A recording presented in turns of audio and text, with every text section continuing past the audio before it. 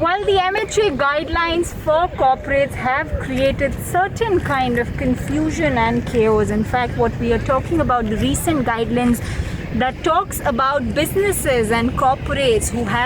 who will be taken across for a penal action in case one of their workers in the factory or the corporate house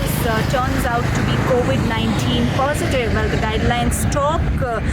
about under its FAQs that an FIR likely could also be filed against an industry owner if one of its workers turns out to be positive, COVID-19 positive. And in such a scenario, the corporates and industry voices are of course not happy, keeping in mind that the economy situation is so down, and MHA coming up with these additional rules is putting them into distress. In fact, these guidelines have come under the Disaster Management Act that talk about the industry worker turning COVID-19 positive and the safety measures that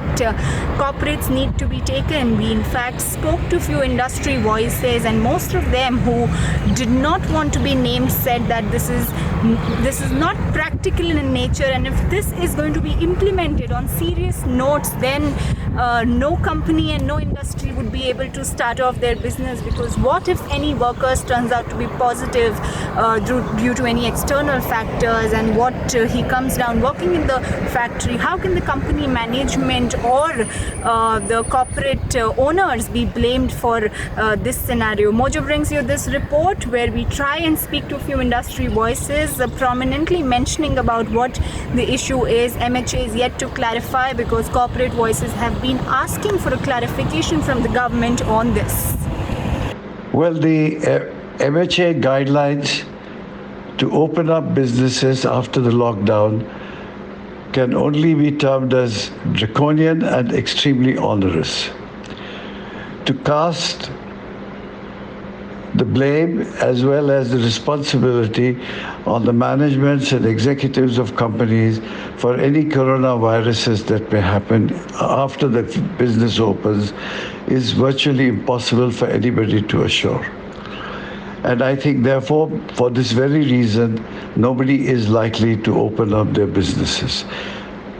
Not only that, it is this criminal penalty for doing so, for such a thing happening. I think it's very important to understand that not only such onerous and draconian conditions must be removed, but even other conditions that are prevalent need to be opened up for business to feel confident to come back and operate in this very difficult environment to bring the economy back on its feet again.